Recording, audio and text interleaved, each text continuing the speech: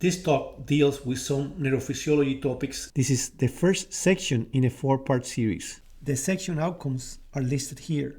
You do not need to read them. They will be covered during the course of this talk. This talk will be conducted in a question and answer format. The first question is, at the equilibrium potential of an ion, the chemical and electrical forces acting upon the ion are in balance. A true, B false. We will answer this question using a mind experiment with a voltage clamp to manipulate the membrane potential and an ion flow measuring device to determine the net flow of potassium across a membrane. We will conduct the experiment using an axon with an intracellular potassium concentration of 140 millimoles bathed in a fluid with a potassium concentration of 4 millimoles, a voltage clamp to manipulate the membrane potential, and an ion flow measuring device to determine the net flow of potassium across a membrane at different membrane potentials.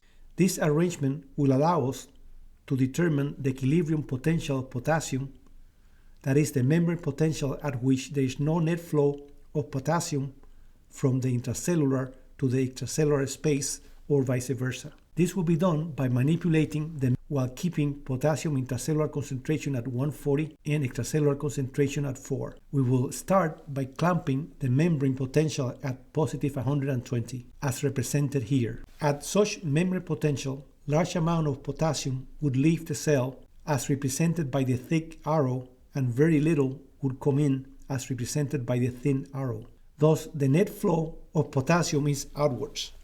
This is so because the diffusion gradient and the electrical gradient propel potassium out of the cell. If the membrane potential is changed from positive 120 to negative 96, as depicted here, the proportion will change, but the net flow will still be out. If membrane potential is then changed from negative 96 to negative 97, as depicted here, the flow of potassium will be the same in both directions, as represented by the equal thickness of the arrows. Hence, no net flow will occur. This is so because the diffusion and electrical forces acting on the ion are balanced. Hence, at this membrane potential, the membrane has reached its equilibrium potential for potassium in this experiment. So the answer to this question is true. Next question. The terms equilibrium potential and reversal potential of an ion are interchangeable. A true, B false. Using the same example as we used to answer the prior question, in the hypothetical axon we described when the membrane potential was at negative 96, the net flow of potassium was outwards. When the membrane potential was changed from negative 96 to negative 97, potassium flowed in both directions equally. When the membrane potential was changed from negative 97 to negative 98, the net flow of potassium was in. It is because of this shift in direction of net flow that the equilibrium potential, in this case negative 97, is often referred to as the reversal potential. So the answer to this question is true. Next question. The equilibrium potential can be calculated using the Nernst equation. A true, B false. The Nernst equation allows us to calculate the equilibrium potential. I think of the Nernst equation as a puzzle that has to be put together a piece at a time in order to solve the equilibrium potential of a given ion. This cartoon, as you recall, was used before to denote that if an ion is pushed by two forces, such as an electrical force and a diffusional force, and both forces are of equal intensity but in opposite direction, there will be no net flow. This concept is expressed mathematically by this simple equation. At the equilibrium, the electrical work required to move an ion against a voltage is equal to the diffusion work required for the ion to be moved against this concentration gradient. So the answer to this question is true. Next question. In Nernst equation questions, you are commonly given the intracellular and extracellular concentrations of an ion to find the equilibrium potential of the given ion. A true, B false. Now let's look at the factors involved in electrical work. Electrical work is equal to membrane potential multiplied by Faraday constant multiplied by the valence of the ion in question. Summarizing these points, we can say that electrical work is equal to electromotive force, that is the membrane potential, multiplied by the Faraday constant multiplied by the valence, which in the case of neurons and muscle is limited to 1 in the case of sodium and potassium, 2 in the case of calcium, and -1 in the case of chloride. So now that we review the factors involved in electrical work, let's look at the factors involved in the work of diffusion. The formula to express the work of diffusion is, as you can see, a bit more complicated than the formula for electrical work. It goes like this. The work of diffusion is equal to the universal gas constant multiplied by temperature multiplied by the natural logarithm of ion concentration outside the cell divided by the natural logarithm of ion concentration inside the cell. Summarizing these points, we can say that the work of diffusion is equal to the universal constant of gas multiplied by temperature in Kelvin multiplied by the natural logarithm of the ratio of ions outside and inside the cell. Now that we have looked at all the pieces of the puzzle separately, we will start putting them together one by one until the puzzle is complete. So we take the initial simple formula and represent each of its factors on the corresponding side of the equation, as you can see here. We then take the elements underlined in red and rearrange them to make it easy to work with them. Now you see a set of elements with red background. We can, by redistributing these elements, construct this new equation in which we have isolated the electromotive force, which corresponds to the Nernst potential.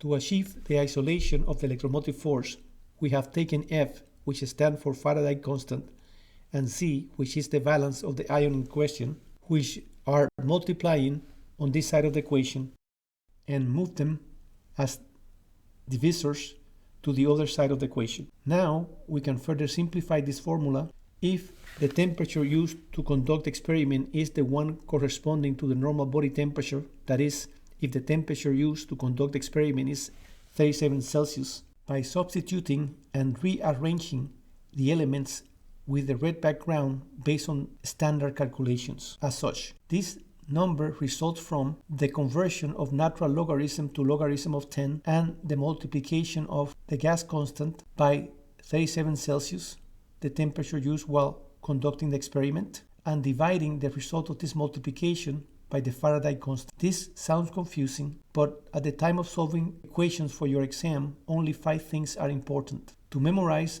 the last formula, to have a general idea as to how the formula came about, to remember the number 61.5, to remember the balance of each ion, and the steps you need to solve the equation. The steps needed will be discussed during the next question. So the answer to this question is true. Next question. Solving the Nernst equation to arrive to the equilibrium potential requires 4 steps. A true, B false. To solve this equation, we must first divide the ion concentration outside the cell by the ion concentration inside the cell. The second step is to calculate the log of 10 of the result of the prior division. The third step is to divide 61.5 by the valence of the ion being considered, and the fourth step is to multiply the result of step 2 by the result of step 3. So the answer to this question is true. Next question. In a frog muscle fiber with the ion concentrations shown below, if only sodium channels are open, the calculated Nernst potential is positive 62 millivolts. A true, B false. In this frame, I will introduce several elements corresponding to each of the ions listed. The first row corresponds to their extracellular concentration, the second to their intracellular concentration, the third to their valence, and the fourth to the experimentally measured equilibrium potential. Notice that the ion with the highest measured equilibrium potential is calcium. Now I have introduced the Nernst equation. We will use this equation to determine the equilibrium potassium of sodium. We first divide the concentration of sodium out by sodium in, that is 150 by 15. The result is 10. Next we figure out the log of 10, which is 1. Next we divide 61.5 by the valence of C, which for sodium is 1. This operation yields 61.5. The last step is to multiply 61.5, the result of the division of 61.5 by 1, by 1, the result of the log of 10. The result is 61.5. This number is the calculated equilibrium potential of sodium, which is about the same as the measured equilibrium potential of sodium in this example. So the answer to this question is true. Next question. In a frog muscle fiber with the ion concentration shown below, if only chloride channels are open, the calculated Nernst potential is negative 97 millivolts. A true, B false. Nernst potential for chloride is gotten by taking the same steps, that is, by dividing the concentration of chloride outside by the concentration of chloride inside. We get 38.33. Then we find the log of 10 of 38.33, which is 1.58. Then we divide 61.5 by negative 1, which is the balance of chloride. This operation yields negative 61.5. Finally, we multiply 1.58 by negative 61.5. The result is negative 97.17. This is the calculated equilibrium potential of chloride, which is about the same as the measured equilibrium potential of chloride in this example. So the answer to this question is true. Next question. Which of the following permeability relation is present in most neurons when the neuronal membrane potential is at rest? A. Potassium 1, sodium 0.04, chloride 0.45. B. Potassium 10, sodium 0.04, chloride 0.45. C. Potassium 1, sodium 20, chloride 0.45. D. Potassium 1, sodium 0.45, chloride 10. In this frame, you can see the membrane voltage in millivolts, the resting membrane potential at negative 70, the Nernst point for potassium at negative 90, the Nernst point of chloride at negative 66, and the Nernst point of sodium at positive 55. Now I have introduced a column with 3 rows to indicate the permeability of potassium, sodium, and chloride. In the second column, you can see 1, 0.4, and 0.45. This relation expresses that for each 100 channels of potassium open, we will have 4 channels of sodium open and 45 channels of chloride open. In such case, the membrane potential will be less negative than the potassium Nernst point because the contribution of chloride and, to a much lesser degree, the contribution of sodium to the membrane potential. This is the numerical relation of channels open that we find in most neurons at rest.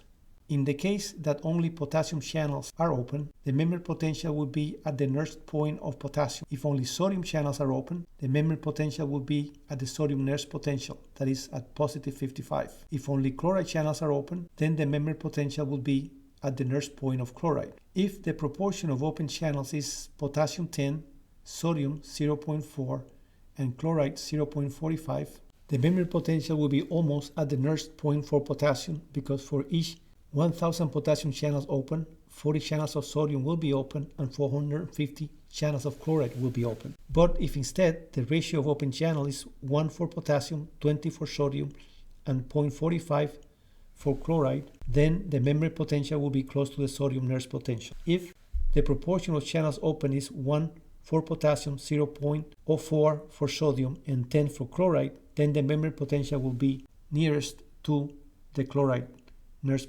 potential. So the answer to this question is A. Next question. Please view this equation and select the one that is incorrect. The Goldman equation explains how the different ions interact with each other to generate membrane potential at different stages of activation. Hence, unlike the Nernst equation, which deals with one ion at a time, the Goldman equation deals with multiple ions simultaneously. Mercifully, questions about Goldman equation are not frequent in boards. When they are asked, the kern of the question is the arrangement of the different factors.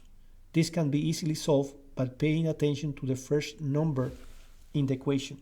If the first number is negative, the value in the dividend should be intracellular potassium, intracellular sodium, and extracellular chloride. If, on the other hand, the equations start with a positive number, then in the dividend, the arrangement should be intracellular potassium, intracellular sodium, and intracellular chloride. So the answer to this question is C. Next question. All cells have the same memory resting potentials. A true, B false. Not all cells have the same resting memory potential. In this frame, I have placed cell type and resting potential as a heading for 2 columns. Most neurons have a resting memory potential of -70, mammalian skeletal muscles -80, frog skeletal muscle -90, cardiac muscle -80, cardiac Purkinje fibers -90, atrioventricular nodal cells -65, sinoatrial nodal cells -55, smooth muscle cells -55, and human red blood cells -11. Frog skeletal muscle is the most often used model to describe experiments related to the nurse potential. So the answer to this question is false. Thank you.